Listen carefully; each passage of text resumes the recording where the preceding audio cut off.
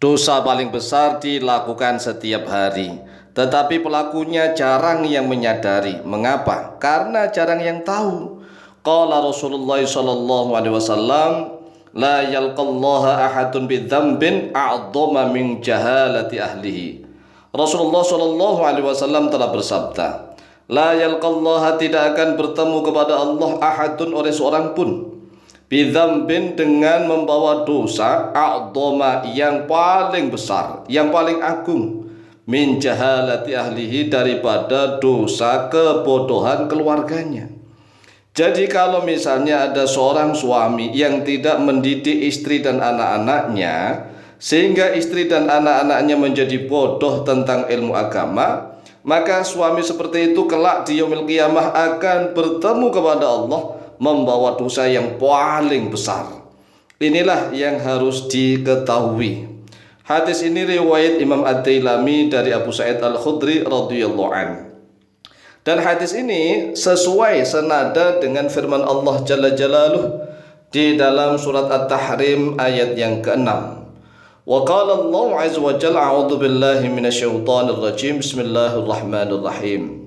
Ya ayyuhalladzina amanu qu anfusakum wa ahlikum nara. Wahai orang-orang yang beriman, jagalah diri kalian sendiri dan jagalah keluarga kalian naron, daripada siksa api neraka. Lalu bagaimana caranya kita bisa menjaga diri sendiri dan juga menjaga keluarga kita? Yang pertama, Allah Jalla Jalaluhu perintah agar kita menjaga diri kita sendiri. Cara menjaga diri sendiri adalah dengan ilmu pengetahuan, karena itulah fitrah Nabi Adam diciptakan. Nabi Adam alaihissalatu wassalam diciptakan oleh Allah dilengkapi dengan ilmu pengetahuan. Allah Jalla Jalaluhu berfirman, wa'allama Adamal asma'a kullaha. Allah telah mengajarkan kepada Nabi Adam nama-nama seluruhnya, sehingga Nabi Adam setiap hari, setiap saat mempelajari banyak hal. Itulah fitrahnya Nabi Adam. Anak cucu Adam harus meniru Nabi Adam, karena Nabi Adam diangkat derajatnya oleh Allah melebihi para malaikat, bukan sebab amal ibadahnya, tidak. Mengapa? Karena amal ibadah para malaikat itu lebih banyak daripada amal ibadah Nabi Adam. Para malaikat kalau diperintah oleh Allah untuk sujud, sujud terus. Para malaikat kalau diperintah oleh Allah untuk ruku, ruku terus. Para malaikat kalau diperintah oleh Allah untuk berzikir dan berdoa, berzikir dan berdoa terus, tidak pernah bermaksiat kepada Allah. Malaikat lebih hebat ibadahnya. Tetapi mengapa Allah Jalla Jalaluhu mengangkat derajat Nabi Adam lebih tinggi daripada malaikat? Karena Nabi Adam dilengkapi oleh Allah dengan berbagai macam ilmu pengetahuan. Nah, pertanyaannya kita sekarang ini, kita sebagai anak cucu Nabi Adam, tetapi mengapa kita tidak suka mengkaji ilmu? Kalau diajak ngaji itu alasan ini itu, sampai tua pun yang belum bisa baca Al-Quran tetap belum bisa baca Al-Quran. Mengapa? Karena memang tidak mau. Jangan pernah menyalahkan Allah, katanya saya belum dapat hidayah. Loh, tidak bisa begitu. Allah Jalla Jalaluhu sudah memberikan hidayah kepada siapapun. Hidayah artinya petunjuk. Orang yang sudah masuk Islam itu dapat hidayah, sedangkan orang yang belum masuk Islam belum dapat hidayah. Sehingga garis pembatas hidayah itu kalau orang sudah masuk Islam. Kalau orang sudah masuk Islam berarti dia sudah mendapatkan hidayah dari Allah, karena hidayah itu hak prerogatifnya Allah, yang hanya Allah saja yang mampu memberikan hidayah. Bahkan Rasulullah SAW diingatkan oleh Allah, innaka la tahdi man ahbabta walakin Allah yahdi man yasha. Wahai Muhammad, engkau tidak akan bisa memberikan hidayah kepada orang-orang yang kau cintai, tetapi Allah lah yang memberikan hidayah kepada siapapun yang Allah kehendaki. Sehingga Nabi Muhammad SAW tatkala pamannya yang tercinta yaitu Abu Talib tatkala mau meninggal, beliau berusaha untuk menuntun kalimat tauhid, tetapi Allah Jalla Jalaluhu menegaskan, innaka la tahdi man ahbabta walakin Allah yahdi man yasha. Oleh sebab itulah wahai saudaraku kaum muslimin wal muslimat rahimakumullah, jika kita sudah Islam itu alhamdulillah karena kita sudah dapat hidayah. Masalahnya kita tidak mau mengejar ma'unah Allah. Ma'unah artinya adalah pertolongan, inayah. Sedangkan di dalam surat Al-Fatihah sering kita baca iyyaka na'budu wa iyyaka nasta'in. Hanya kepadamu ya Allah kami menyembah dan hanya kepadamu kami minta pertolongan. Minta pertolongan artinya isti'anah. Ma'unahnya Allah harus kita kejar.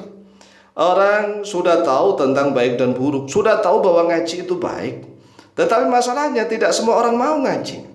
Ini masalah. Oleh sebab itulah kita harus mendidik diri kita sendiri. Kita harus menjaga diri kita sendiri daripada sengatan api neraka, siksa api neraka. Caranya modalnya apa? Ilmu. Karena ilmu adalah ra'sul ibadah. Ilmu adalah kepalanya ibadah.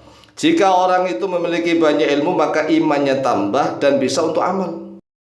Jadi urut-urutannya adalah kita harus mencari ilmu.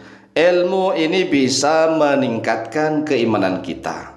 Semakin orang bertambah ilmunya, insya Allah imannya semakin tebal, semakin mantap begitu. Kemudian semakin tinggi ilmunya, insya Allah dia akan banyak beribadah untuk beramal. Sehingga ilmu duluan, ilmu kemudian akan menambah keimanan. Ilmu iman, ilmu kemudian iman, kemudian setelah itu amal. Ilmu, iman, amal. Amal itu harus berdasarkan ilmu. Jika beramal tidak berdasarkan ilmu, maka bisa tertolak karena amalnya ngawur. Amal itu harus berdasarkan ilmu. Nah, setelah kita rajin mengkaji Al-Quran dan sunnah-sunnahnya Rasulullah SAW, mengetahui tentang fikih, tentang tauhid dan macam-macam, kemudian kita ajarkan kepada anak istri kita. Anak istri kita itu kewajiban kita untuk mendidiknya. Nah, masalahnya umat Islam sekarang ini sudah nggak mau mendidik anak istrinya. Kadang-kadang anak istrinya ngaji pun dicurigai. Boro-boro kok membantu memberikan dana, memberikan biaya. Ini anak istri yang sudah ikut ngaji saja dicurigai. Inilah kebobrokan umat Islam. Oleh sebab itulah mungkin karena ini ketidaktahuan. Karena mereka selama ini sudah merasa bahwa para suami sudah mampu memberikan nafkah batin. Nafkah batin yang mereka maksudkan adalah hubungan badan. Ini salah kaprah. Hubungan badan itu namanya hubungan biologis. Biologis itu bukan batiniyah, bukan ruhaniyah. Batiniyah itu yang bersifat ruhaniyah, yang bersifat ilmu pengetahuan. Jika para suami tidak memberikan nafkah batiniyah, yaitu pendidikan ruhani, maka kelak di yaumil qiyamah dia akan bertemu kepada Allah dengan membawa dosa yang paling besar. Mengapa? Karena dia tidak pernah mendidik dirinya sendiri. Dia tidak pernah mendidik anak istrinya. Masya Allah, naudzubillah, thumma naudzubillah. Kemudian ada yang bertanya, katanya nafkah batin itu hubungan badan. Tidak bro, tidak. Hubungan badan itu biologis. Biologis itu ya jasmaniyah, bukan rohaniyah. Oleh sebab itulah hubungan badan itu justru menjadi haknya suami, bukan kewajiban suami. Menjadi haknya suami. Lah, menjadi kewajiban siapa? Kewajiban istri. Istrilah yang wajib melayani suami ketika suami minta kapanpun.